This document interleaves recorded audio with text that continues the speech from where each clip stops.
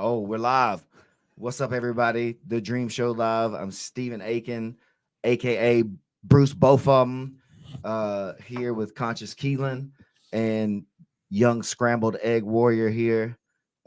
This dude with a bunch of bad advice for everybody about their fantasy league and generally just life stuff and all together. You know what I mean? There was some Uh, good advice in there Coming too. out hot.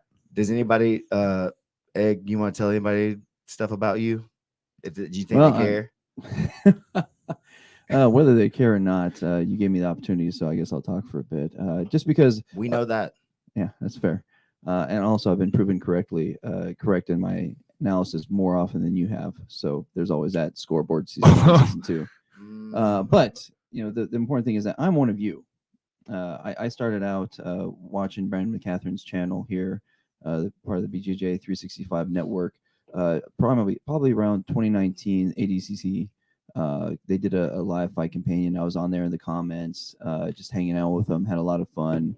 Heard Irish Keat. I never had dumplings before, so I decided to DoorDash him some dumplings, and just heard about the PGF coming up.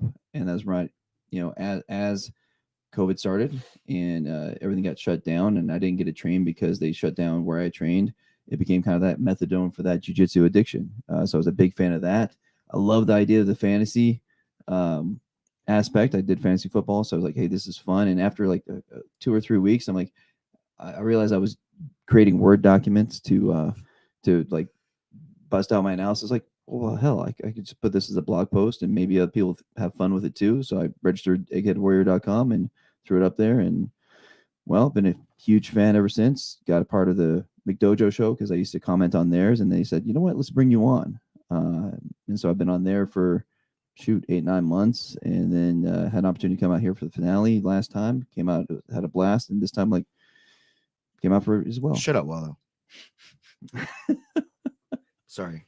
No, it's fine. It's my show. No, I have to deal with Wallow all the time, every Friday night. It's good. Used to it. He's at work now, so he should at least be sober. But now it came out, and they Doubtful. decided to put Should me. be. I said should be. But it said I'd do whatever the commission needed, and now they put me pre-show, then on the commentary, and just having a blast. I mean, now I'm on the other side of the screen. It's like going through the looking glass.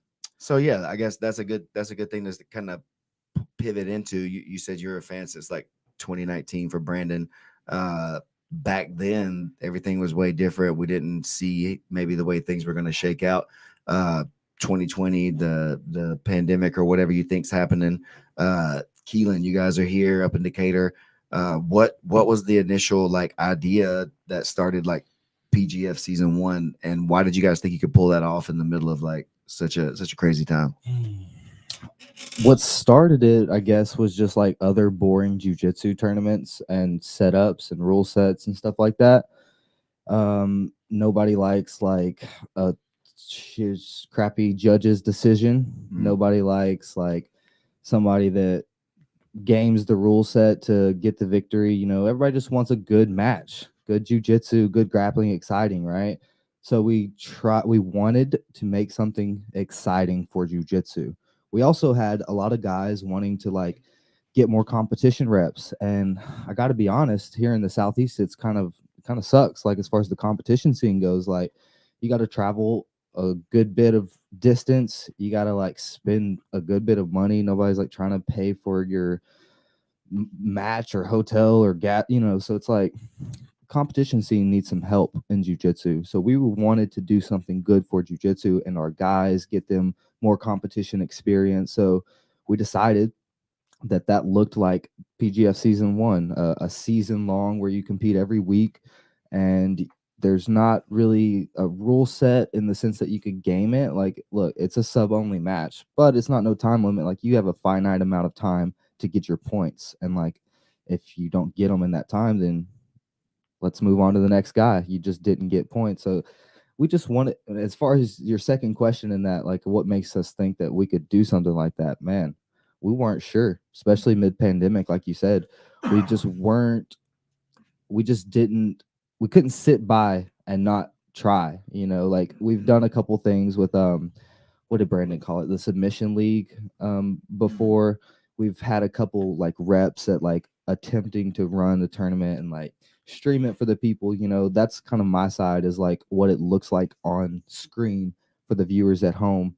And whenever I watch a lot of the smaller tournaments, it's usually like webcam, tripod, like it's got a crappy feel, and like I don't know, it's hard to watch if you love jujitsu, much less if you don't do jujitsu. Like there's no way that that's going to create like a fan base like the NFL or the NBA. It's never going to happen. So like just trying to do all the things that we can, all the controllables to like make it look better on screen and sound better and be a better rule set and be exciting for the fans. And that's why we did like the fantasy league and stuff like that. And then to have guys like Egghead really vibe with what we were trying to create and not only like enjoy it, but feed into it and like start writing blogs about it, and like all the things that he did really helped create more of the sport vibe that we were looking for, which is why, you know, we brought him in season 3 as it's progressed. So yeah, it's been fun. You know, you almost sold yourself a little bit short there. You got to it a little bit towards the end. But rookie move. But yes, as a fan, that stationary one shot that so many promotions have, it's just painful. Because, you know, I'm a nasty blue belt. I'm trying to learn by watching these guys, and you getting out there with your gimbal, the camera right in the action, flowing around. I could see what was happening, and you could see the setups, and again, you could use it to learn, and it was exciting. You didn't have that like 3-4 minutes of like, oh, good, I see both their backs. That's amazing. So that I think even in season 1, that was revolutionary, and that really is a big part of what the PGF is. Totally.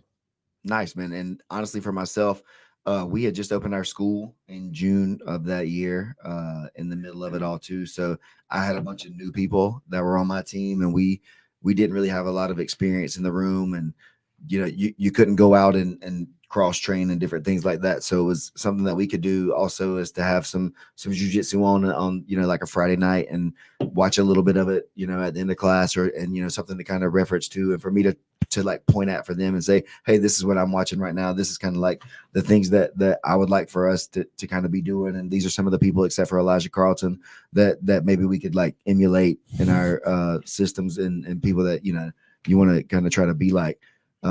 So yeah, it was really, really cool and really exciting. And it was what got me very interested in it, was the way that it's set up. And so like I was like desperately trying to get myself into season 2, because I really just thought how cool of an idea it was, and just wanted to be a part of something that was so like, I don't want to use the word revolutionary because it's like overplayed, but something that was just so different than anything that we've seen before. And myself knowing you guys from before, that it was going to be for the people and for the competitors and different things like that. It wasn't just going to be like a money grab kind of situation where you were going to be trying to fleece these you know, the guys that were coming out here to compete and different stuff like that. So it's been really, really fun to go through season 1, season 2, and then now being here where we're at in season 3.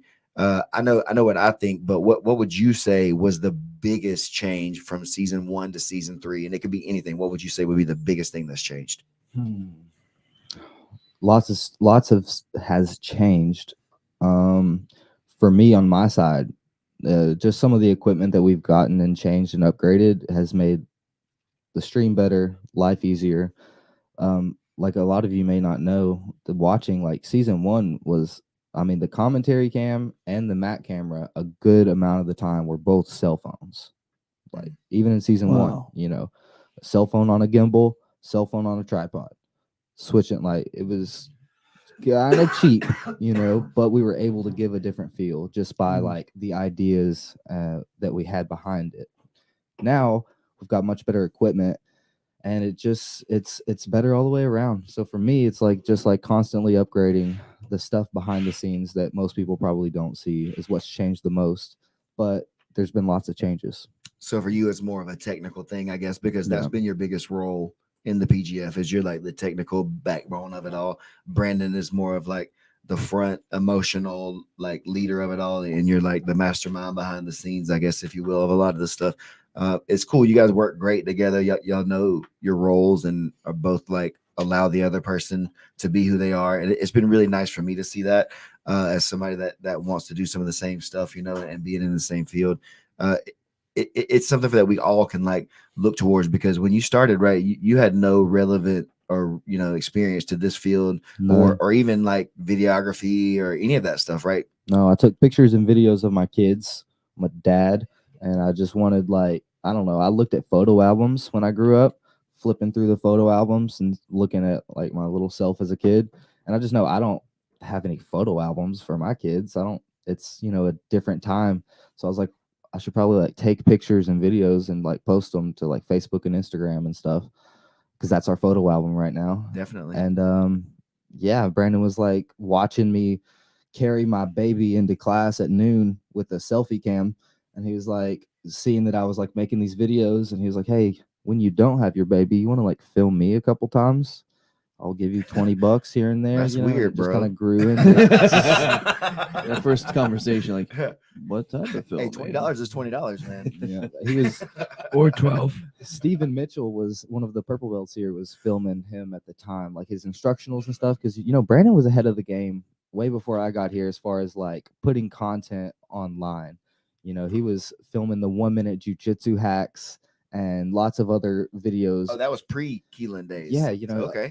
so I was training when he was like filming a lot of those things over at Bender's gym, but I was not, like, I was total white belt, not filming or anything, just like training, trying to get good like these guys. And yeah, he was already filming 1-minute jiu-jitsu hacks and stuff, and it was terrible, of course. Don't get me wrong. That may be why I didn't realize that, because they were also You bad didn't before watch you them. got here. Yeah, you weren't watching at that time, but They were really like hacks, not even like jiu-jitsu hacks. It was just like a video hack. Steven started needing more time with his kids and family, and I was like, hey, I can hold that camera. And it just kind of grew into what it was. And then I tore my ACL, and that's what really pushed this like career much forward, because like I was forced to make a decision, like with the time off from my normal job, which I was just like waiting tables and grinding elsewhere. And it was like I couldn't do that for a bit. So I was like here at the gym and at home. And when I was here, I would film a little bit for Brandon, in the meantime, to make a little money while I wasn't working. And then, a couple months went by. And in those couple months, I just doubled down on learning and studying and like growing the art of filming. And whenever it was time to go back to work, like, okay, my knee's better, I can go back to work, I just kind of was like, I don't want to, and I just kind of talked to Brandon, and we came up with something that could like make it kind of work, especially if I like went outside of him and like maybe did some freelancing stuff, like, which I've never done that before. At the time, I was like, I don't know, I think other people would pay me to make videos. And so I started making videos with my cell phone on a gimbal once again, for $100. I did any video for $100, all videos, and I just had my cell phone and the tripod and stuff. And if I just couldn't believe it that people would pay me $100 to make a video. And so slowly but surely, I just started making more videos, doing more jobs, getting more equipment, and it grew super quick. And I knew for sure that this is not only, I don't want to go back to work, but I definitely want to do this like forever. It's just fun. I learned so much, like jiu-jitsu, filming Brandon too. I can't stress that enough. Like I would spend hours filming this guy, and then I'd have to go home and spend hours listening to this guy in the editing room. It's better than writing it down. It is. It is. It's been fun. I'd like to know, before you get in, what from you two guys, is, you're not gonna hurt my feelings. Is there a more exciting jiu-jitsu setup, like tournament, out there, like from what you guys see? Because I do so much work here, I literally don't watch much jiu-jitsu elsewhere. Like I'll get down for the ADCC and like the big ones, but I don't watch a lot of like the tournaments. So is there another more exciting setup for the fan perspective? The only portion of any promotion that could match would be Chael Sonnen's hype. Like just him. Just him. Not the actual matches. Although somebody in this room had pretty fire match I watched before. But by and large, this setup, I mean, come on, man. I mean, we're all here. There's a reason we're here and not somewhere else. Yeah, man, you're not getting out of the park. I mean, you're building it, and they will come. Yeah. Wilo says that there's no other more exciting one. The only thing more exciting than the PGF is the Mid-South Classic. Catch it January 29th. That's a good promo. Good cut. No, but honestly, man, I don't think so. I think the only thing that would make another event or tournament situation more exciting would be that maybe there would be some of the more world class or elite name people in it that the overall like jiu-jitsu audience would find more like universally appealing than some of the PGF guys. But like honestly, how many blue belts do you really care about grappling? How many purple belts do you care about grappling? And now you have blue belts, purple belts, guys like that are out here just like killing, black belts on the regular and giving them a hard time. And it's changing the way, it has to be changing the way that people view jiu-jitsu, even if they're not saying that out loud or if they're not telling their students that and stuff like that. They're like the old creaky black belt dudes now, like we gotta know that it's not just about that piece of cloth or whatever the certificate says, that these young guys are coming out and they've been working hard. And for someone even like, for example, Kevin Buring only been training for a short time, but he's full-time. He doesn't do anything else. And all these, these guys that have like a career and a family and kids and stuff like that, they can't compete with that. So we're gonna see stuff like that where these younger guys that have this real like professional minded attitude are gonna go out there and start really clipping these cats that are just kind of like, they love it and they're really passionate about it. They're doing their best work that they can, but they also have a lot of other responsibilities and stuff like that they're worried about. So for me, I like that it's given the opportunity for guys to make a name for themselves that they may not otherwise be able to. And it's allowing them to go out there and get a chance to get a kill against a black belt, maybe when they're a blue belt, who when they wouldn't get that opportunity. Like there's a like fight to win and stuff when a few years ago, they wouldn't let you match up with somebody almost that wasn't your same belt rank. And if you like, I'm a brown belt, man, I'll go against black belts, they would almost like clown you a little bit. Oh, this guy thinks he can beat black belts or whatever. And it's like, but I can, and I have, and I beat a black belt when I was a blue belt too, way back in the day, but it was the same thing. He was like a 30-something-year-old hobbyist guy, and I was a blue belt that was a full-time professional MMA fighter, and he didn't have the conditioning and cardio to come up and win. It wasn't like I was better than him. I just had more for the competition scene that day. And so we're really seeing where it doesn't necessarily matter who knows the most is going to be the winner. It's going to be the guy who does the most in the scene. And then the 6-minute sprints are definitely going to change the way people have to play the game in order to get the wins. I think other promotions are going to be studying you and trying to implement, kind of like your techniques into their game. I've seen that in a couple of the promotions that have popped up in the past year and a half. That the more gimbal work, you see that a lot. Yeah. So one thing that I think as you progress and grow, I think people would like to see again. It's gonna be hard to do, but the post-fight interviews.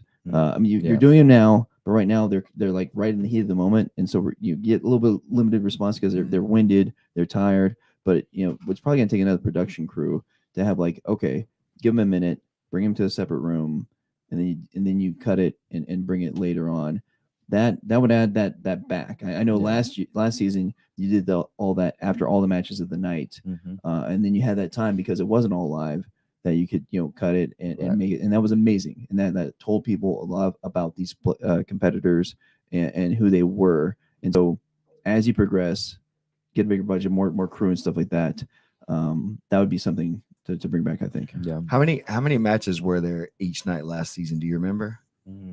I don't remember. There was 3 matches for everybody. I want to say, but total, like we have 30 matches each night. 16 people, so 15 people have 3 matches. Oh, we have the extremely bad guy Elijah Carlton sitting in the studio in here. If that's the voice you hear, we're not going to listen. Chiming in. Yeah, he's over here. The talking. voice of. He's talking again. It wouldn't be the voice of God. The voice of people.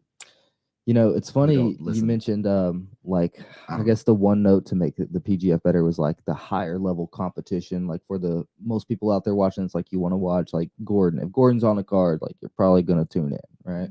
Because he's one of the best guys, and we want to watch the best guys, best jiu-jitsu. We had a lot of good guys, a lot of black belts for sure that were trying to get in the PGF that we turned down simply because they did not go to the qualifiers. Like, look, we told everybody, if you want to get in the PGF season 3, there's going to be multiple qualifiers. You can find one close to you, at least one of those to come compete in, show out. And if you win, you're in. but if you show that you're exciting, we'll also bring you in. I mean, they just didn't come to the qualifiers. They didn't show out, you know. I mean, CJJ guy, wasn't it Mikey Rolls? He was trying to get in. Keith Krikorian wanted in. A lot of these guys that, like you said, would have given us that higher level jiu-jitsu guys. But look, if like you're not willing to come to the qualifier, are you really willing to come here all week and like compete and like go through the struggle and like stay in Decatur and like do all the things that we need you to do to make this show happen? Like, I don't know. It's a I heard question mark. 3 people last night say that this is the hardest thing they've ever done. Yeah, dude. And it is. It's difficult, right? So, like, having someone like Kiahi is a great example. Why is Kiahi here? Like, he only won 1 match and, like, he didn't win the qualifiers. Well, look, dude, a man shows up and, like, he's here and, like, it doesn't matter who his match is. Like, he's going to be there and, like, give it his all. And he's always got a good attitude and he just wants the PGF to do great. You know, like, dude, that guy is invaluable to the PGF, right? Like, what we're trying to create here needs people like that. And so, I don't know, man. If to all those high level guys out there watching, if you want to be a part, dude, get to Come the on with it. qualifiers. Like, you know, we're trying to create a real sports league here. So like, there's no cheating. You know what I'm saying? Like nobody that got invited, like Caleb McAllister, Elijah, all those guys that got in with no qualifier were in previous seasons. You know, so Yeah. And that was such a fun thing to add the preseason, to add the qualifier. So even after season 2, you know, we waited less than a month or just about a month, and all of a sudden we had a qualifier, and you kept it alive. You kept all of us interested, talking about it, and even going to the qualifiers had like I think 2 effects. I mean, one, you instilled the need for what type of action you wanted the PGF. At the very beginning of each one of them, Brandon came out and said, "Hey, just what you said. Hey, if you win, you're in. But if you show us action, if you show us the type of matches we are excited about, you get in too." And so, and he also said, like, even though it was submission only, where any submission gets there, and there was judges options, but he said, hey, even if you're dominant, you might not get it. I want to see somebody exciting. And I think that instilled in all have to do. And so that was great. It also, you know, gave us as the fans exposure to these guys early.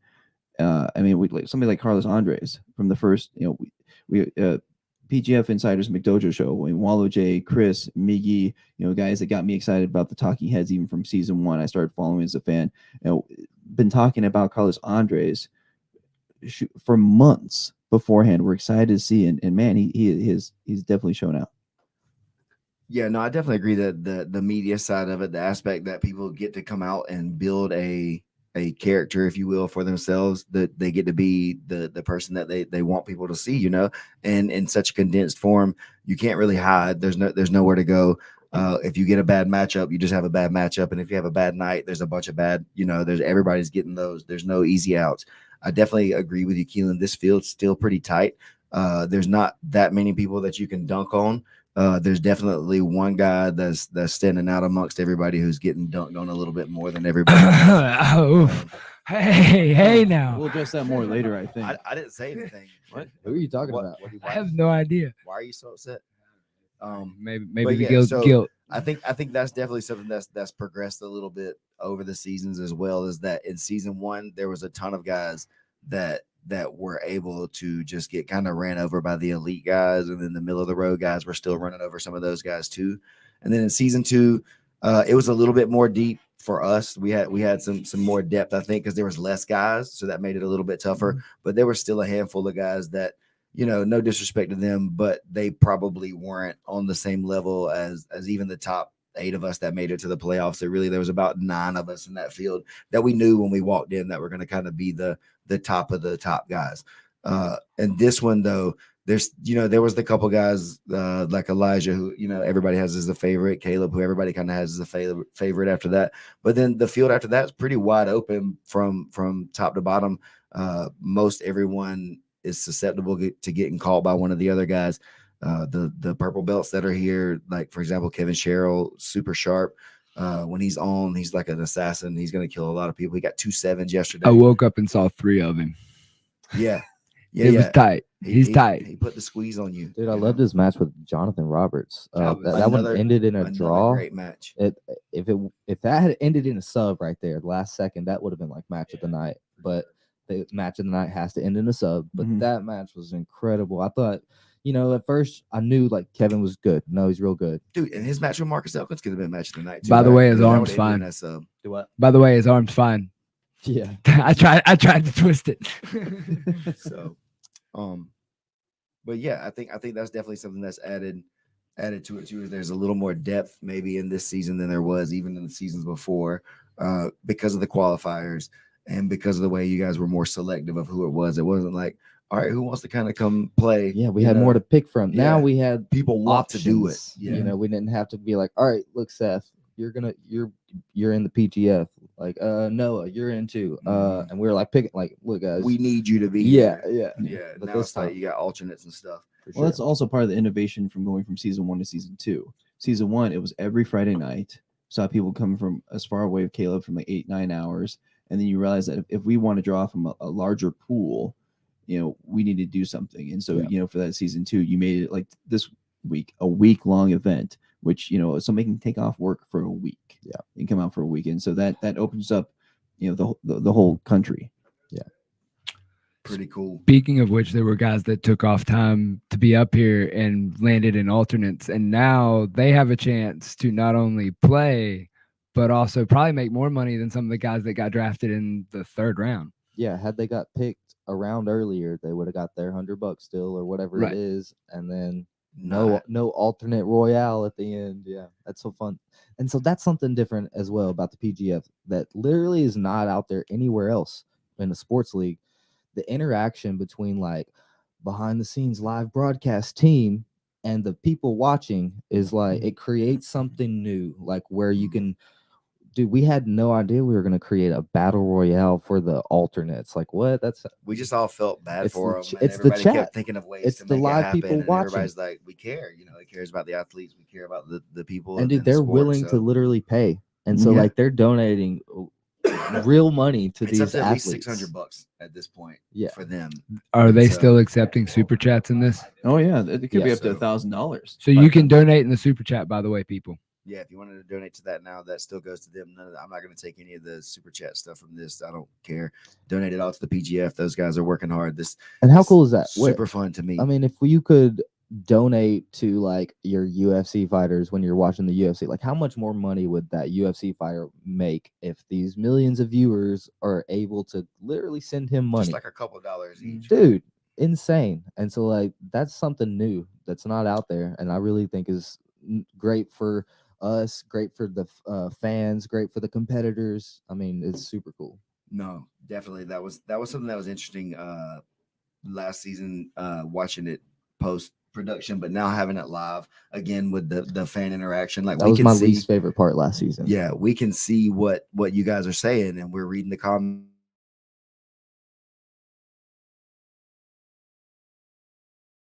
To start working on that. We're making like changes in the middle of the show based on things that are going good or bad throughout the broadcast and stuff. So we appreciate you guys being like there for us and giving us these things that we hear, because we don't necessarily know everything that's going wrong, or if it's a bad experience for you as the fans or whatever. We just want to make it a better experience for you as well. That's the biggest thing that I'm happy about being here, is I'm getting to do a lot of fun stuff as far as this show. I didn't know I was going to be doing the MC job or whatever. I thought I was going to be doing what Egghead's doing during the live show, being one of the commentary team.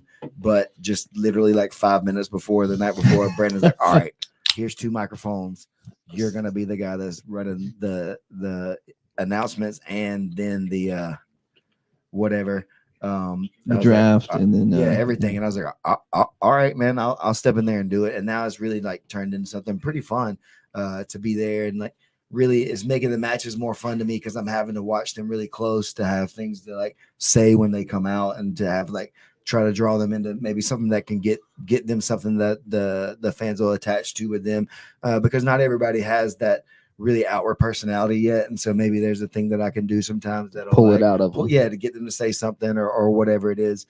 So it's been really, really exciting for me on the back end to be here and to be helping out and stuff like that. And I think that's the thing again that you see that you can't really see is that everybody behind the scenes is really passionate about it.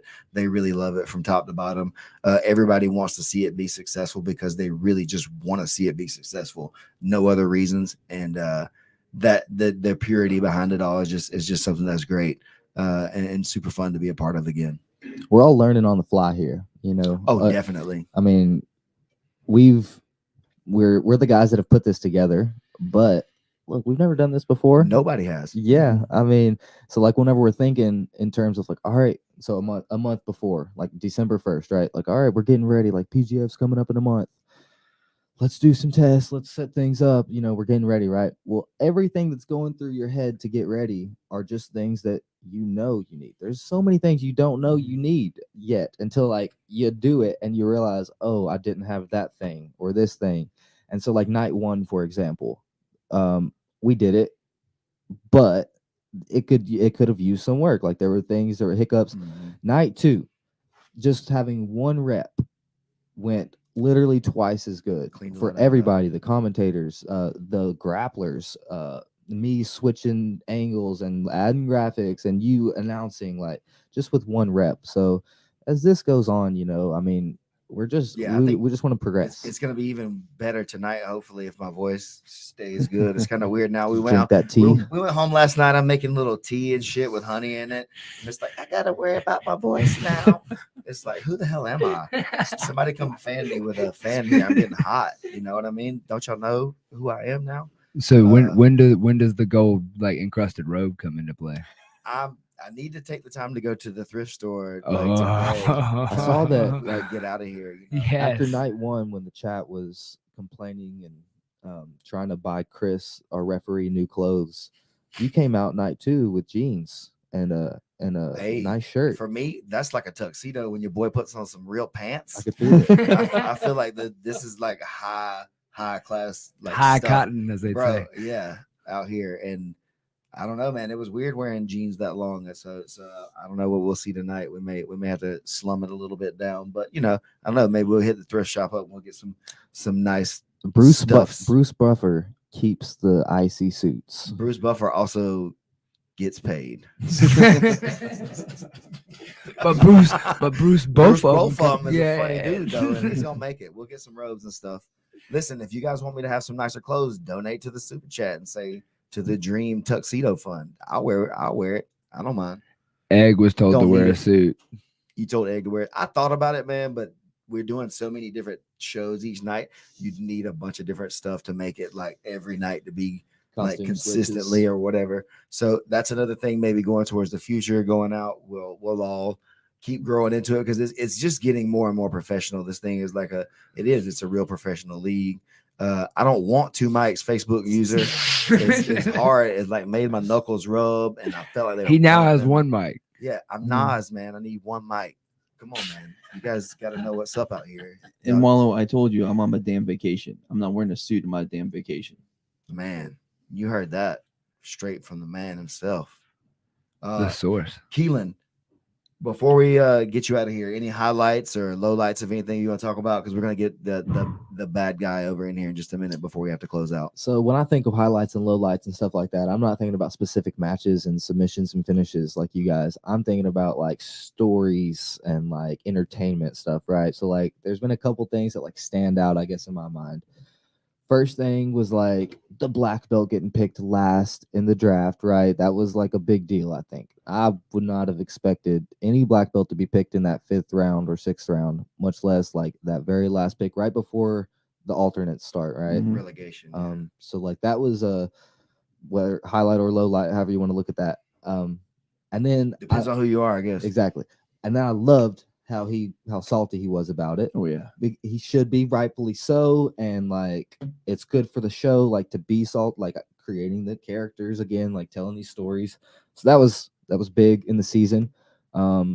We had a controversial kind of Robbie Lawler-esque Ben Askren. I was match. trying to relax, okay? I was trying to Is just. this where we're gonna go I before was we get going to my Keelan? happy Are we place. gonna go here before Keelan gets off? I was going to my happy place. Yeah, Okay. Let's yeah, do you the- went to let's- your happy place. Let's do this one now. Okay. Yeah, the Dane Leak versus Isaac reverse triangle. Did he go to sleep? No. Did he not? Slump. What happened? The second right? one I did. The Slump. second one I definitely went to go have a conversation with Daddy Pop. The first one. Listen, you blacked out for a bit there, my guy. Hey, listen, the when he- tunnel narrowed. The blood got back in there when he pulled off of you in there. That man saved your life. You got to go thank Dane Lee and tell him I appreciate you not killing me out here in front of all these Touche. people and being a compassionate point. person. I believe Fair him. point. Hey, it was a split Who do you second. believe? Okay, maybe Isaac. No, he's Nobody just asked me. Nobody Yeah, said, "Hey, yeah. are you okay?" Yeah, He just it- let go. It was you, like like, it was slumped. Your whole but a body went split left. Fine. second. He could last more than that. Give him like another second. Is it real or do you just like? Is he just we gotta be collecting sure, himself? especially with a choke. Look, I'm back here watching on camera, and when there's like a heel hook or an armbar, I'm like holding my breath. I'm like clenching tight because I want them to tap and like not get broken off, so you can keep competing. Right. Yes. But for a choke, look, guys, I'm trying to see you go limp for a second and like do some Wait, twitches. wait like, for the see that. twitch. Wait for the twitch. Yeah. Come in when I'm twitching. I mean, I get it.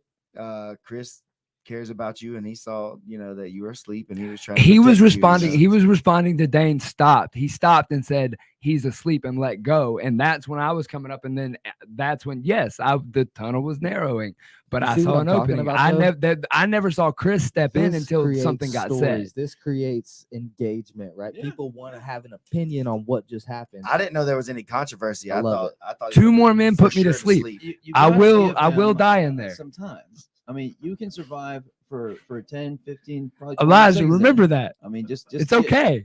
Give him a count of 5. I'll still I love mean, you. shit, you're a WWF, WWE guy. Raise his damn hand. See if it goes down. Yes. I'm here for all that. Yes. Limp check. Yeah. But don't come in if I'm Or, like, gurgling. Did we need a thumbs up rule? Like Isaac should have gave him a thumbs up or something. If he had and they're asked like, me for one, I would have But- tried to but give there him you one. go. Would that have That's got me the moment choked? went Maybe. down. yeah, I Yeah, hear the it. moment was there. Whatever the case was, you were out, and And then he put it's you out a okay. second time. They put so, you in you there know, there again. you go. It's like, Yeah, all right, yeah. I cool. said number two. Just see what Daddy happens. Pop and I had a chat. We went gone.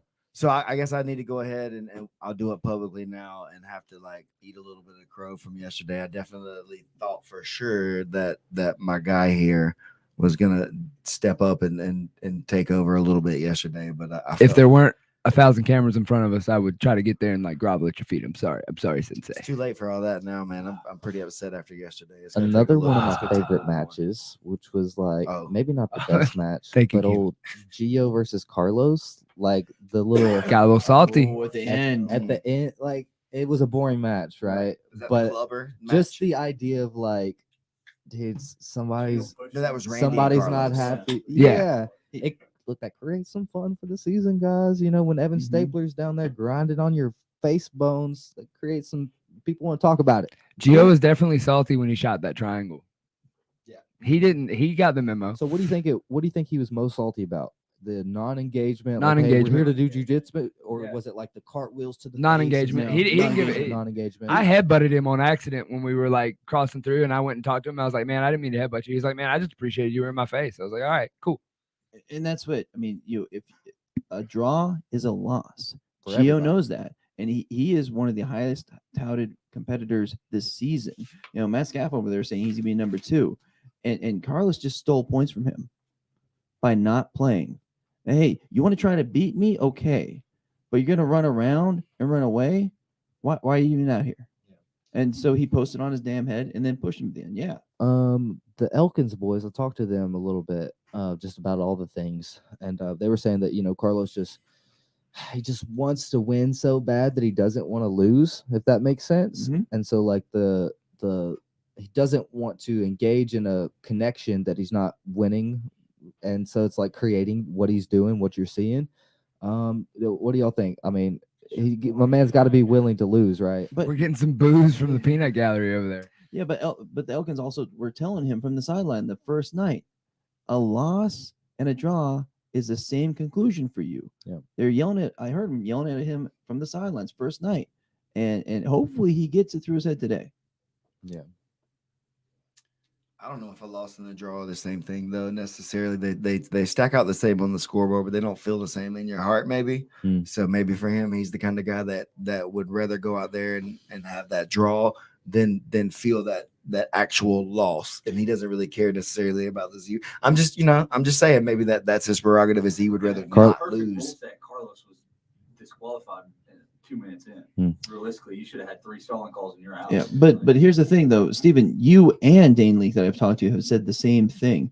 A draw actually feels worse to the two of you because you put all that work in, and nothing happened. and then Yeah, and so that's it's just perspective. Maybe his is a little bit different than maybe ours is. I don't know. Is he a purple belt and stuff? Maybe that's part of the thing for him. Maybe he's out here with these higher level guys and he thinks getting by with draws, because there was like, who was it? Southern Samurai last season. That was his plan. We figured it out after a couple of days. Was like, if I can just get zeros to all these guys, then I'll be doing my job. It's like, oh, bro, you're trying to rob me, man. You're trying to take away from me in this situation. So it does feel a little bit more personal to us who are actually trying to go out there and score some points and try to eat, or whatever. The guys that are just trying to play defensive mode, because that's not what we signed up for. In theory, is to go out here and get killed or kill the other guy. And but again, it's also hard when you're out there in the middle of it sometimes when you're out there to get it going, and it just happens that there's duds. Sometimes you just kind of don't have your best showing. And for him, maybe this is his first like big competition. I know he's one of the guys that mentioned how hard it was yesterday after some of his matches to get through everybody. So maybe this is going to be something that's forcing him into a little bit of an existential area of his career. That's what and the it's PGF time does. to level up. For sure it does. Man, I think that if you're not one of the top 3 dudes in the tournament, you kind of know it, right? Like, you should know it. We all know who Elijah is, Caleb, Gio. Like, you think Elijah's going to be top 3? I think so. But if you're not one of those top 3 dudes, why are you here, right? Like, are you here to win? Like, okay, cool. Like, you should say that. You should want to. But let's be realistic here for a second. I'm a very real dude. You should be here to get better, to learn some things when you lose, like put yourself in positions, try those things you've been doing in training, see if it works on these guys or those guys, and like, where do you stand in the pack? And it's like, you only learn these things by putting yourself out there and being willing to lose. Like, if you're not willing to try and tap Elijah, like if you don't think you can and you're not willing to try, then dude, you're literally not even gonna get close. Like, you're just playing defense the whole time. Why are you even here? Like, are you trying? I don't know you got to be willing to lose. You're also here to build a fan base. One of the awesome things here is like, you see, you have this show, you have McDojo Show, PGF Insiders. You have, good Lord, we got tons of outlets. Back to the place at midnight plus last night. I spent half an hour just all the content that's over all the social media, just going through it. And if you put, if you're, come back with your shield or you're come back on it, that makes you fans. Evan Stapler last year, come on. Marcus Elkins this year. I mean, Stephen Eakin. Oh, that guy. Seriously, like you said, like someone like Marcus this year, like, dude, I mean, maybe the least amount of competition jiu-jitsu experience out of all the dudes. He's a blue belt. He just got his blue belt. All right, so like on paper. Wait. Are we saying that Marcus has a lack of competition experience? Come on now, though. But that's a good point, though. Like, he's had half of his jiu-jitsu competition matches. That man he's grown up in competition, grappling, combat. My setting. man's thrown more submission attempts than half of the competitors on the bottom half of our squad. Like, my man's throwing subs. He's a wrestler. Super impressive. I was more impressed. So, what about old Randy versus Marcus? Last thing, Randy versus Marcus. Match of the night, maybe match of the season. Did Marcus beat him in the wrestling exchanges? He don't know. He fell. At least I watched it back. Randy kind of fails, but I guess that does D1 wrestler though. He showed up. I mean, Marcus right? showed up. Does it count? But he pulled a guillotine on him though. Yes. So then Randy ended up on top. So I don't know. That's what I'm saying. What are we talking about? Yeah. Like, I think it was fun. That's all I'm I saying. think Marcus got to choose more than Randy got to choose that situation. So that's why I would have given him the takedown quote, even though it wasn't like a traditional takedown that you would have scored points for or anything like that. And then I think he initiated the part of the match that caused them to go to the ground, even though he ended up on the bottom. and the next wrestling one was Kevin Cheryl. I was interested in that Marcus versus Kevin Cheryl wrestling. Mm-hmm. Then Kevin like kind of pulled, I think, at the beginning. I was just surprised to see.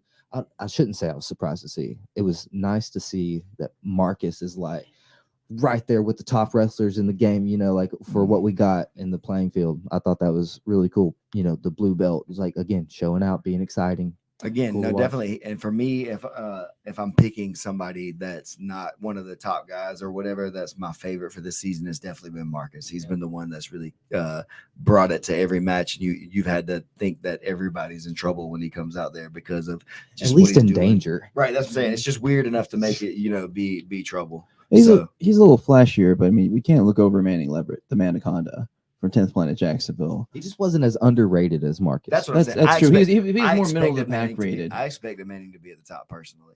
That's fair, but you're right. Marcus was much, almost some might say not even making it into the active roster, and now he's showing. I got it, but Definitely gotta- on the gotta night give- before the draft, some people were talking about does he fall to 5 or 6, and I was like, oh, but then looking at some of the other guys that were on the board, it's like I don't know, maybe. Yeah. Crazy. Now everybody knows that would have been a huge mistake to put him down there in a 6 slot. Yep. So, Guys, I'm gonna slide out of here. Thanks for having right. me. Keelan, man, thank you, dude. Despite everything, man, you're a huge driving force behind all this and the success that a lot of us are having outside of this and in other areas, man. Your ideas, your efforts, your work that you're putting in behind the scenes is definitely a great value to the jiu-jitsu community as a whole and all of us in the Southeast, brother. So thank you so much. Oos. And now Thanks. we'll get serious. Uh-oh. Coming to you If we can keep him from under the control. BJJ 365 studio. I don't know which way should it go. Just step over anything. Step don't, over don't anything. knock anything over. Don't be the bad guy in that scenario. Yeah, be the better Yeah. at walking guy.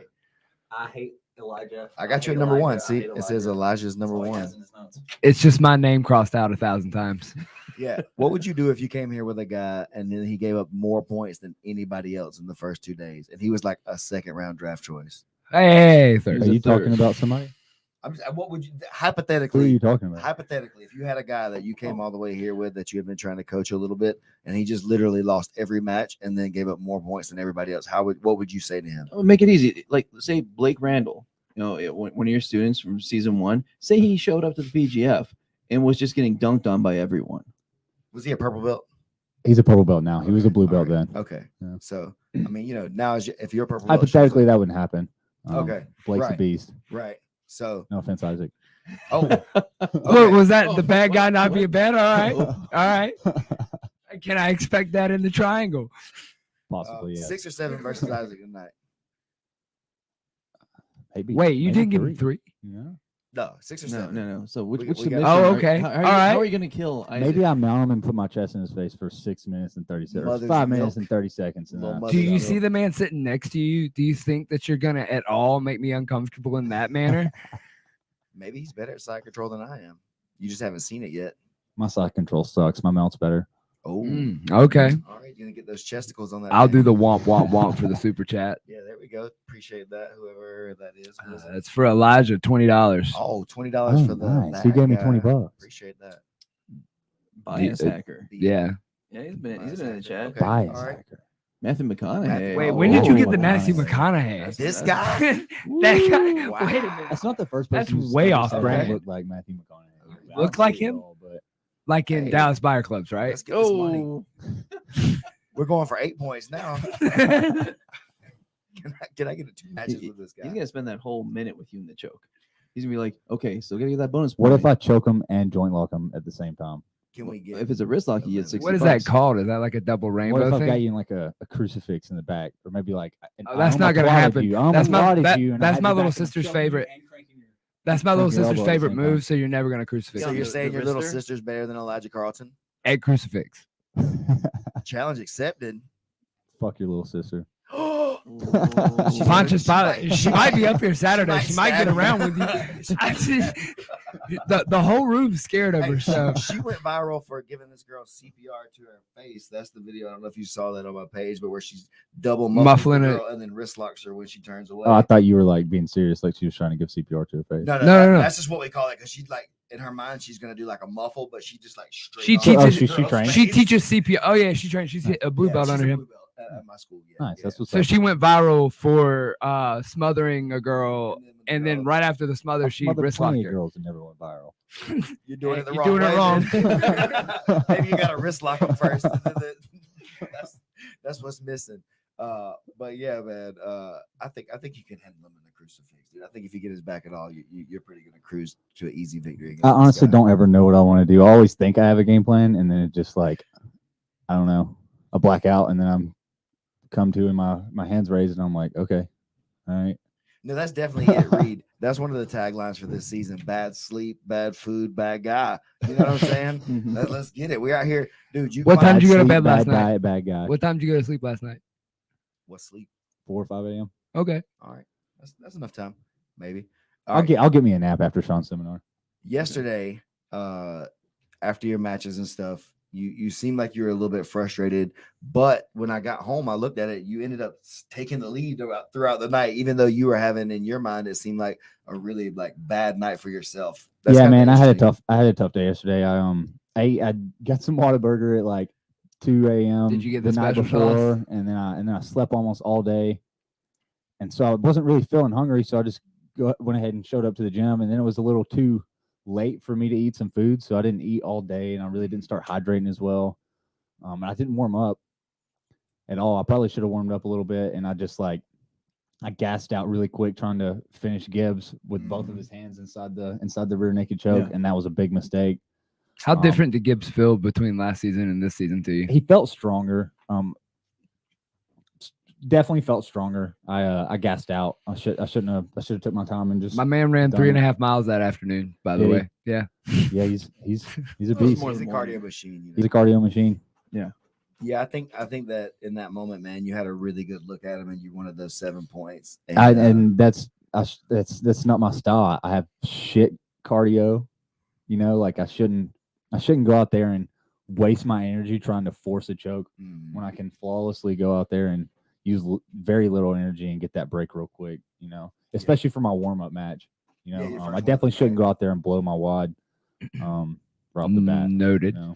So with the kind of increased parity with a lot of the competitors, I mean, granted, after the top 5, there's another level down below, but amongst them, the increased parity and people not getting as many points, does just getting out of there with a quick break, does that become more of a viable alternative? I've got mostly breaks and I'm number 1. There you go. Wrong again, Eggy.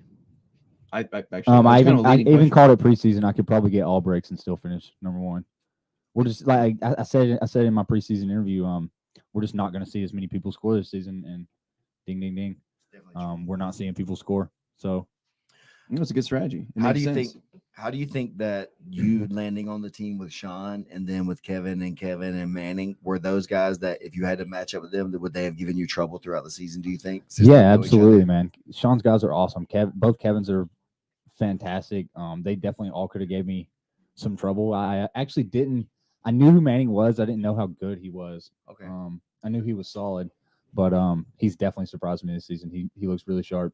I think that's been one of the interesting things too. Is like you guys got together and have a really really strong team. So I mean, it's kind of weird how it ended up. It's just most of the coaches just didn't know shit about either Kevin, and they didn't know about Manning, and it worked out fine. It wouldn't have worked out the same way if I didn't get picked first. You know, if Sean would have picked one of his other dudes first, which I guess is seniority and rank. Yes, but, thankfully he got that connect for. If he picked one of the Kevins first, he definitely wouldn't have got me. So he picked me. None of the other coaches had a clue about either of the Kevins. Nobody had a clue about Manning either. So really, yeah, it worked out really well. We by far got the best team. Obviously, you guys are we're 40 points ahead of everybody almost right locked now. it up on day 2 for the team points. I don't know exactly how I could put my alternate in. We still win. Is that a thing that you're considering doing? I might do it for Thursday. For Thursday, you're gonna let Kiahi run I in might. for you because do you care anything at all about being first at the end of the regular I season? could care less about even being in the finale.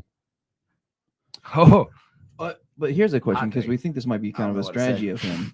You know, the one match I've seen Caleb beat you in, it was an EBI Yeah, overtime. he beat me in overtime. That's I the- pretty much handled him the whole match. You know, I got you got drunk, partied all night, didn't sleep, drove to Nashville.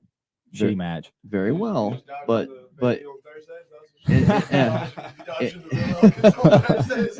in the finale, I'm trying to save y'all's reputation. You know, y'all can't all go down as victims of Elijah reputation? Carlton. You know, trying to save y'all's legacy. I like y'all. Okay. so Elijah's bantering back and forth with Marcus Elkins, and he's trying to save the third Elkins from getting triangled, just like the other two, with the same setup. But he said he doesn't want to blow himself out on chokes. By the way, But the question is, I mean, some are thinking that maybe Caleb is trying not to get a super high seed, so he could find you not in the finale of the finale tournament. Caleb's trying not Well- to get a high seed. Well, That's it might be bullshit. but it might be a strategy, because if, What a shitty strategy. But He wants you first in the finale. I don't even care about a fresh. rematch with him. He doesn't want wants to you grapple dry. me. I could care less about grappling people who don't want to grapple me. He didn't want to grapple Kevin. Kevin's a blue belt. Come on. But if he doesn't see you in the finale, which is a no time limit, if in any other match in the finale tournament is that EBI, Are you overtime. scared of him in EBI rules? I mean, honestly, obviously he could beat me in EBI overtime. I fucking suck at it, you know. But he would never get me there in the first place. So I could care less about a rematch with him. If I do go to the finale and I get beaten overtime, who fucking cares? I don't really care. I got paid. I showed up. I dunked on everybody. I had a great time. I got a lot of fucking media. from my everybody. social media, you know. The week's still young. It's half a week. You got two of us over here. well, okay, talking about that, we have another big matchup of yours coming in tonight. Which Gio one? Ortiz, who's many people. Gio's a solid competitor and a good friend. I've beat him 7 times, I think. It's not going to change. Have you beat him in a short time frame match like the 6-minute PGF? No, I haven't. Pardon, Have sorry. I beat him? Have I beat him in under You're 6 doing a minutes? good job. Yeah, absolutely. Okay. Will I beat him in under 6 minutes tonight? Yes. Boom. Hot takes. Hey, so a question came out from one of the comments. Would you consider being a coach in one of the later seasons, or whatever the next weight class is? Are you going to try to get to 135 and fight the girls next? I'm actually trying to get Brandon to come to season 4 in Chattanooga Okay. at the new gym I'm teaching at, Agogi Combatives, Chattanooga, Tennessee. They just built a brand new facility, 15,000 square foot, full size MMA cage, tons of mat space, wrestling space, really nice upstairs locker rooms with shower, sauna. Okay. Big, probably like 2,500, 3,000 square foot strength and conditioning gym in the back. Just ideal setup. Chattanooga's the ideal place to get everybody from the bigger cities You got surrounding. $10 more. If we could make that happen in Chattanooga, it would be a big step up for the PGF. I think nobody wants to come to Decatur. No offense. I think a lot of people. Hey, want to there's come a to lot of Decatur, people but here. maybe Hey, more whoa. people There's would- no food open past 10 No, p.m. I'm not telling you that you're Whataburger, fully wrong, but I'm just Waffle saying, House. We're here. Hey, I'm just gonna say please, because that's like 2 hours It from sounds here or really so. nice. Yeah. So that's two It's less hours 2 I have to hours drive. from all the big cities. Oh, It's you're 2 trying- hours from you're trying to here. get an It's advantage. 2 hours from Atlanta. It's 2 hours from Nashville. It's like 3 or 4 hours from Charlotte. You know, A lot it's of just a people can lot of fly in and yeah, get there absolutely. easily. Everybody can fly into Okay. Chattanooga. Okay. know? All right. I see. And that. I think That's a there's good I think there's more amenities for the grapplers. Hell, we can all stay in my gym. You know, I still run my gym. I've got a little mini warehouse that I've got several rooms in, got bunk beds in, right down the road from Agogi. Put everybody in my spot for free. We have most of the competitors staying in one house, which would be crazy, right? Great fucking media coverage for the show, and then have a really nice big facility that accommodates a lot of people, a full size kitchen, all Man, sorts you're of shit. making it hard to say no. Get the behind the scenes hijinks. I'm trying to get BMAC on it, and yeah, definitely. If next season's like 155 or something, I might even cut weight for that. But Oh my God. man, I've been walking around at 170, so 155 wouldn't be too hard to make, especially when I only have to make it once, you know. True story, I guess. But if it's women's or it's 145, I'll gladly coach next season. Okay. Cool. That would man. be fun. That would be really fun. And another question was that: do you have any plans to do any like jiu-jitsu instructional videos and stuff, or? I've actually like halfway filmed an instructional with Josh LeDuc down in Florida, but he didn't really tell me I only had an hour. I went in there and I thought I had 5 hours to film an instructional, and I only had an hour, and it was very disorganized, and so I just scrapped it. I was Okay. like, this isn't what I wanted. scrap it. Has Matt showed you the one that we did like last year or some point? Matt who? Elkins. Okay, Was that yeah. his? Communication. No, when we were there and you From did the Ironclad the seminar. kill your Oh, sensei. okay. Yeah, I watched it online. I watched it on YouTube. Did they put it on YouTube? I watched it was like your episode of the Wandering Grappler. No. I have all that cut up for you. So like, Oh, okay. and we can revisit know that. So, Yeah, anyways, absolutely. Oh, let's get this money. Yeah. Let's get this money. I'm down to film one anytime. We'll talk. honestly. we'll talk. No, Keelan, you've been beat out now. My Anybody. open guard series will be fire. Yes. Oh, yeah. So with your open guard stuff, is that what you've been working on since you were like a really like white belt, blue belt kind of stuff, the same kind of style? No, have when you I found when some I first changes? started, I was all closed guard triangles. I literally would just grab somebody's wrist and put it in their chest and throw up a triangle. Then it really evolved over time into like a supine guard, and then I started getting more confident in that, and so I started playing open guard. That's the goal always, is open guard to an extent, and falling back to supine and then close maybe, But really, my game's kind of, I haven't really showed it much over this season, but really it's kind of gone back to closed guard. Okay. Been using a lot of closed guard, a lot of hip bump stuff, a lot of K guard. That K guard triangle I hit on Kevin, bread and butter here recently. Yeah, we it's had real some people simple. talking You about that get too. foot on foot, you get your K guard hook, foot on foot, you off balance them, hands on the mat, shoot the triangle. It's good stuff. When did you start training? How old were you?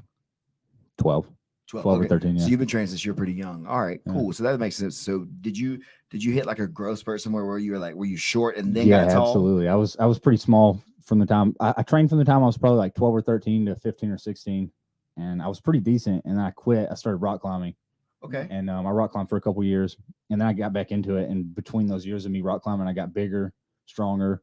My grip strengths got really good, and then I came back to jiu-jitsu, and I still had that natural talent from doing it when I was young, and I was just like, it started clicking really quick for me.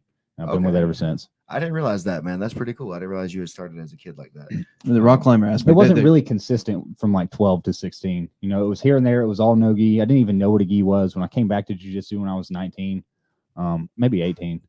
I remember seeing the gi and I was like, what is this? I remember walking into the gym of the people I used to train with before they even had a gym, but they had actually opened a gym at this point, and they were all wearing gis. And I walked in and I was like, what the fuck is going on here? Like, what are these people doing? You had to do it to get ranked. I think a lot of people, so Yeah. they started like switch it over so that they could be quote legit and be respected. So people started wearing the gi more, even if they didn't really want to. I saw a lot of that. I fell into that too. I fell in love with the gi. I was really strong. I was rock climbing. My grip strengths were really good. My grip strength was really good, and so I just started grabbing people. And I was already good at triangles. I just grabbed their collar and their sleeve and put them in a triangle, and nobody could stop it. Hell yeah. So I was just like, kind of fell in love with it for a little bit. And then by the time I got to purple belt, it just became a stalling game for people, and it just got boring to me. So, Did you ever play with any lapel guard during that time period? not really. Bro, Didn't that really stuff's have anybody fun. teaching me good stuff like that. That People I was stuff. training with in that's the gi were only fun mostly part. good at no gi. They didn't really train in a gi much either, so they didn't really know much about it. So I know you're not concerned about Caleb. We've already established that. Yeah. back to the important stuff. I mean, yeah, you've already said, Gio's a friend, but you beat him 7 times. You've never seen Dane leak. Are you concerned at all about him? And what does he offer you? He might draw me out. David Evers might draw me out tonight. He's gonna be a hard dude to finish. I'm so long. He's so short and compact. Only got 6 minutes. Let's go, David. And I could care less if I get drawn out this season. It's crazy to think that I went 24-0 in first season, and then I went 15-0 in the second season during the regular season. Right? I might have went. You lost 1. Might have went 18-0 or 18. I think I went 18-2 second season. So, Are you at all worried about David's leg lock abilities? No. So you think the only thing you got to worry about with him is just having to like? Yeah, get to just him drawing me out. Nobody here is gonna leg log me. I'm sorry. I think I agree with that about Evers for sure. I would like. He's solid. He's gonna be a really solid competitor in the future, but he's lacking on a lot of his entries, on a lot of his control points and his leg locks. Hit me up. I'll show you some stuff. I'll see it. So you're not going to see Manning Leverett, who you've seen how good he is now during the regular season, because he is a teammate. However, odds are he's going to be in that finale tournament. How do you take him out? Same way I take anybody out. How was that? However I want. Boom. Dude, that's really cool. So honestly, like you you have the persona that you play as the bad guy. That's your character in here, and I think that it's a little bit of a funny thing because people love to hate you. Yeah. Your style is very frustrating. I think it's hard for people to handle, and everybody loves to hate the guy who's on top, who's winning a lot. And so For sure, man. going through and being undefeated, and then winning all those matches during the season 2 and stuff. It really does set you up to play that heel character pretty For sure, man. well. I could play the character, but if I wasn't good, it wouldn't do me anything. Right, you know? exactly. And honestly, like obviously, I'm a fucking asshole. Like on and off the mats, like even character on, character off, I'm an asshole. But I'm playing this. I found like honestly, I think it was in the season finale, the first season, and Brandon BMAC just as I came out my first match, he said the bad guy. It wasn't even my thing, and it just kind of stuck. And I was already an asshole, and I was like, well, let's really push this character, And so it's made a lot of people love to watch me lose, No, man, that was one of the fun things. That definitely inspires me to just want to win. It's definitely a lot of pressure on me coming in here. People expect me to win. They want to see me lose. So there's a lot of pressure in here. Like last night, my last match with Noah, the whole gym was coaching against me. Everybody was booing me. It puts a lot of pressure on me. But I love it, honestly. Nobody thought I was going to finish Noah with 1 minute left. They were like, "Oh, he's getting drawn out tonight." Crazy. And even with Kevin, everybody was like, "Yeah, he's not going to finish Kevin in this last minute." But I always seem to just pull it out, and that's a really good feeling, especially when I can hear everybody in the crowd booing me, wanting me to lose. It just feels that fire. Yeah, dude, that was one of the fun things for me coming in last season was to try to like poke at that and lean into you For being sure. the bad guy and stuff. And You got to try to give people, some of that stuff of booing you and different things. It's fun, man. You're a nice dude, but you are easy to hate when you're on the mats because it's hard for guys to get in on you and really even do much to you. And then even I've got a lot of people that are here just to survive me too, right? And like not like tooting my own horn here, but like I'm grappling different people than other people are grappling. Like the other people are grappling people that want to grapple them, and I'm grappling people that don't want to grapple me. Even the same people. If you grapple the same person I'm grappling, we're grappling two different matches at that point. For sure. Most of these guys are grappling to survive me and to evade me, and that's a different beast in of itself to go out there and finish people who literally just want to survive it. It's funny because you have the confidence bordering on arrogance that builds the bad guy character. But if anyone actually pays attention and listens to the sidelines, I mean, we hear you. We hear you coaching other people. We hear you coaching competitors of yours. I mean, pardon me, but a real bad guy doesn't do that. So, you're showing your true colors if the people pay attention. If you actually know me, you know my true colors, and they're not far off from what I portray. But just going that extra inch, that extra few inches to portray myself as a bad guy has really helped my career. It's really just boosted my views on Instagram, and in the long run will help me out. Oh yeah, it's a good play. No question. I could sit here all day and tell people I'm not actually a bad guy, and they still wouldn't care. They would still fall for the persona. Sure. It's so fun. It's just fun to do. People just love to hate me. I love it. It's like the guys that still believe Hanato's story. Yeah. Oh. Right. It's just, Hell, I'm not gonna lie. I did not know the story behind that for a very long time. Like I would ask people, and they'd be like, "I don't know." Just wouldn't tell me. I'd be like, "Okay." You really choked Eddie out in the middle of class. It's crazy. So I guess I could ask you the same question I asked them a little bit earlier. You've been in all 3 seasons from 1 to 3. What would be the biggest change that you could point to if you could pick one thing? Give me a little more like improvements, or do you think like are you more impressed with the talent? Are you impressed with the production? Are you impressed with the pay that you may be getting? Is there opportunities that are coming out? What has been the best part of PGF for Elijah Carlton? I guess is a good question. I would have to say all those things you mentioned have went up. I maybe except for maybe the pay. I think I got paid better season 1. I got paid to win the season, and I got paid to win the finale. I think that was a little over like $1,800 maybe. Okay. Is that what I won? I don't know. I don't remember. I think season 2 it was more. No, season 2 wasn't more. We didn't get paid to show up, and I think we only for the winner. Yeah, we didn't get any show ups. Well, I lost, so I don't fucking know. I didn't get paid. Oh, that could helps when you win, right? Point that out. Yeah, only Hunter got paid last year, so I guess that's true. And hell, I got 3rd place in the regular season last year. Oh, that's true. That's true. Mm-hmm. You did. Oh, and then now with Sam's extra 3 points last night, how did that affect any of the rankings? Egghead, did you go back and plug in Sam's extra 3 points? No, I did not go back. Although Daniel Serafongs, I would almost bet you $1 that he did. Yeah. Our favorite dentist fan. That even he is more of a nerd than me as far as all the stats. God bless him. I don't know if he sleeps. And I guess I have one more question about that stuff, Elijah. We've seen it in mentioning Sam from last season, your high rollers match recently, and you mentioned it now. A lot of guys do just run from you when these things are going down.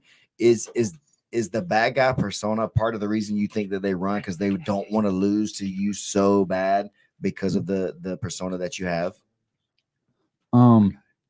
That definitely plays a part in it. I think that I have more footage on me than anybody out there.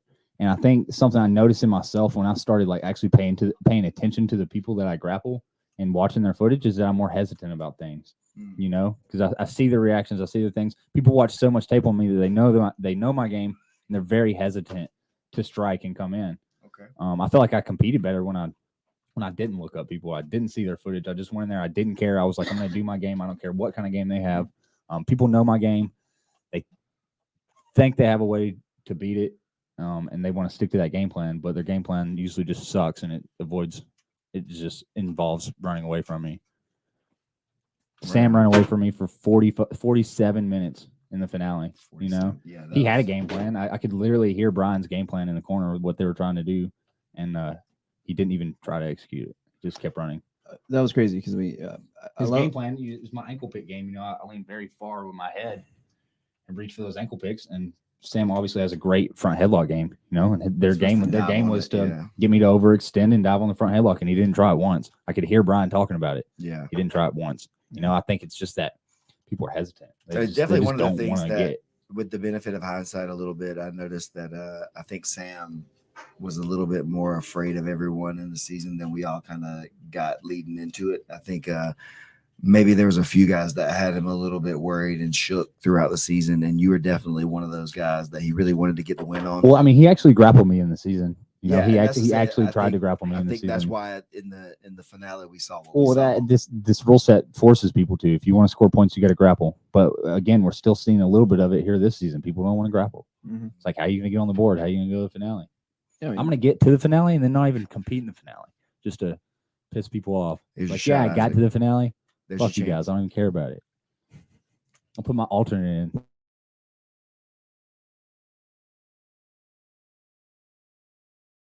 But somebody on Team Cohold is winning the. That was very fair. Yeah. So, okay, Sean said yesterday that all 5 of his guys are going to make the playoffs. You're gonna? So Mario's gonna get over the hump. Mario's gonna get over the hump. He's the only one that's out, and he's Mario slept on, man. He's solid. He's got a lot of funky stuff out there, and I feel like he's still very hesitant about his game and going and entering into the positions he wants to get into. But he's got 2 more days to even if he doesn't shine the rest of the season and get in the finale, this season's gonna really up his game. You're really gonna see him come out of this season and more confident. You know, he looked really good against some guys. Okay. That people didn't expect him to look good against. You know? Yeah, I believe that. I do believe that too. I just was looking at the rankings though, and it seemed kind of hard for him to be able to jump. Like he's gonna have to jump Dane Leak to get in there. He's in 9 right now. I don't see Dane Leak scoring though.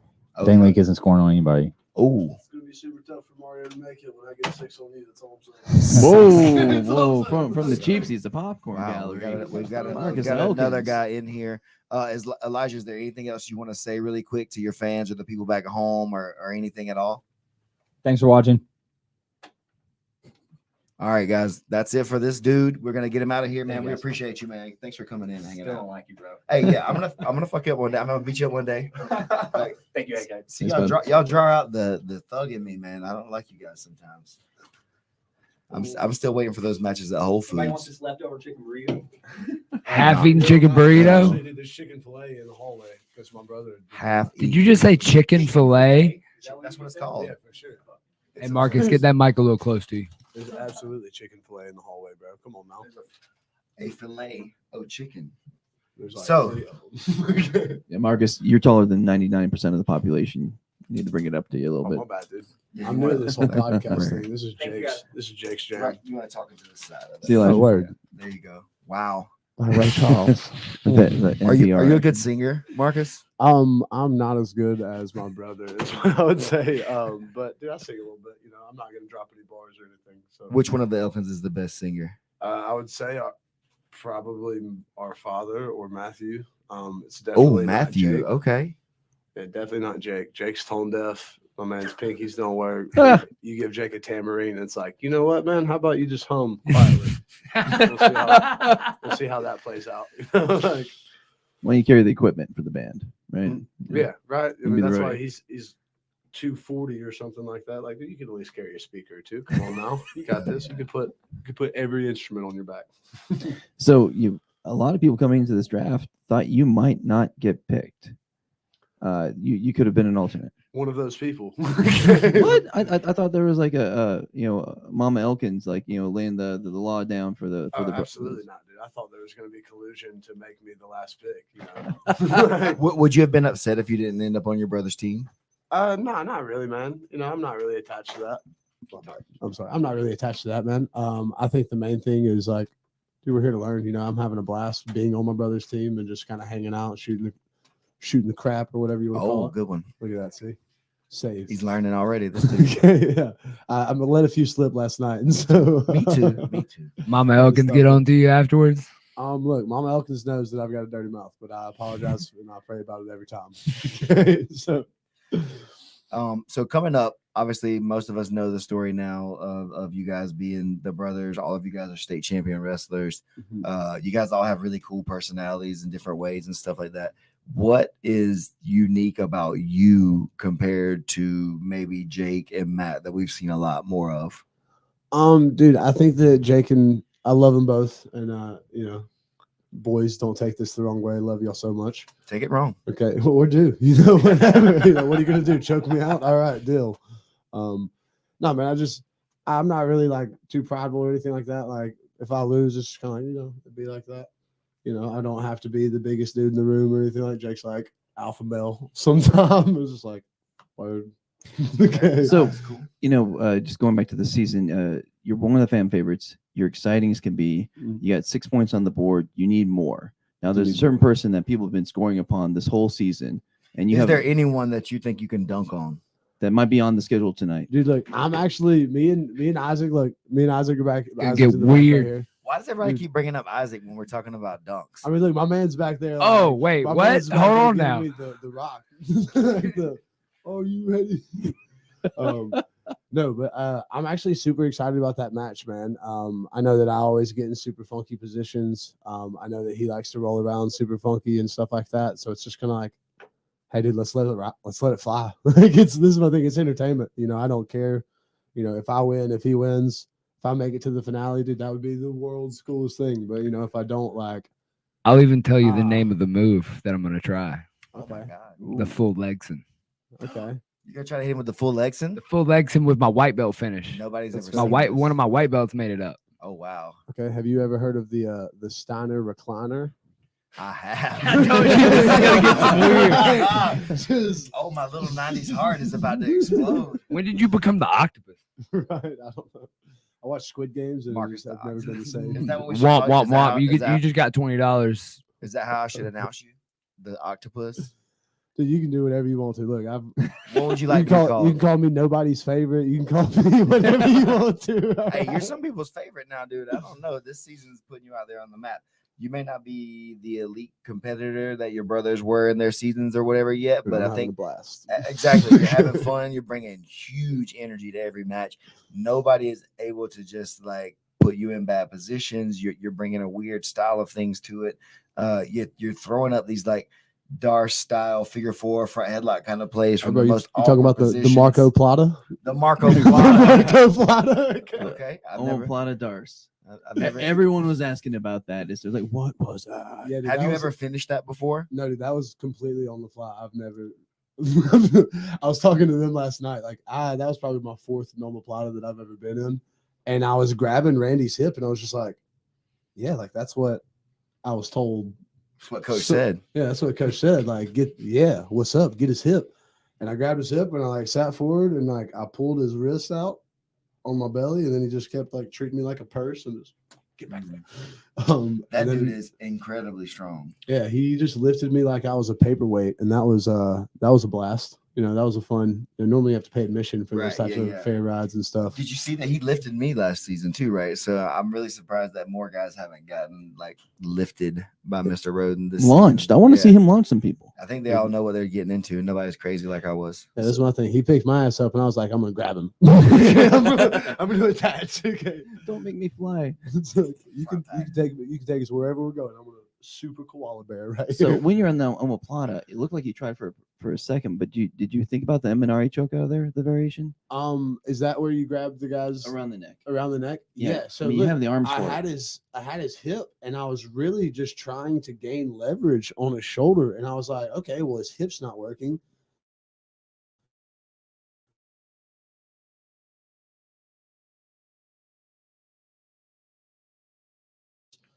And so I went to lock my hands around it, and then I was like, okay. And I was like, oh, dude, what if there's little darks right here? Works? And then it was That's how super things tight. happen. And then he like whatever he did to defend it, my like hand slipped out, and I was like, man, that wasn't there. I don't need to burn my arms out. Okay. And then apparently it was a lot closer than I thought it was. Mm. I have that mistake. I do that mistake a lot. I'm like, it's probably not there. It's not a big Let's just deal. move on to the next thing. Well, Marcus, I'm getting the rap signal from Isaac. There's a Sean Sean Applegate Applegate. seminar at noon back here, and I think most of us are going to Oh. want to go try to sit in with that. Is there anything that you want to say to the people watching or anybody at home? You want to cut a quick promo and tell everybody what they can expect from you? Dude, y'all should expect fireworks. It's gonna be a blast. We're gonna get weird. It's gonna be super weird. 2 dragons. 2 dragons. All right, man. Well, thank you for coming out and joining us today. Ooh, We thank appreciate you, it. sir. Yeah, whatever we're doing, the regular handshakes. Egg, anything from you? No, just tune in tonight. 6 p.m. Central Standard 5 Time. for the pre-show. Womp, womp, womp, We're gonna 10 be more sitting out. dollars. We'll be sitting out front doing it. Oh, we're not okay, gonna do okay. it from in here. We're gonna do it from out there, so that way it's not a different show. Got It's it. gonna be part got of the it. same Okay. stream. So maybe a little bit after 5, but start getting ready to about 5:30. We'll be out there on the stream, getting it ready. Thank you to our sponsors here for the Dream Show, Musgrove Trial Firm. 678-226-1994. If you have any troubles with accidents, those falls, injuries, you need somebody to look out for you, hit up Musgrove Trial Firm. They're the best, and they keep the dream moving up and down the road for you guys. So definitely hit them up. Thank you to Isaac out here. He's pulling double duty, rolling, giving up points to everybody, helping them live their dreams, and also helping me like I run do what my I show and can. stuff. He's the great facilitator for everyone here. He's just helping everybody get to the top, even though he's just like, a ladder, if you will. This is John Stockton of the PGF. This is the Stockton of the PGF. That's right. Whoa, now. Oh, I took Rudy and I took my anger out on Mr. Egg over there about the Rudy. I don't know how I feel about that one. It's all love, fam. It's all love. Listen, he's number 24 on the roster, but number 1 in your hearts. Isaac Stackhouse. I don't know. I'm going to work it out. Let's get it. All right, guys. Much love to everybody. Tune back in tonight. More dope matches. It's going to get crazier from here. Everybody is getting hyped. They're ready to establish the pecking order. We got 8 dudes that are pretty in the mix, but now they're saying Mario is going to jump up there and get in the top 8. I don't know if that's possible. You better tune in to find out, guys. We'll catch you later on tonight. See you, boys.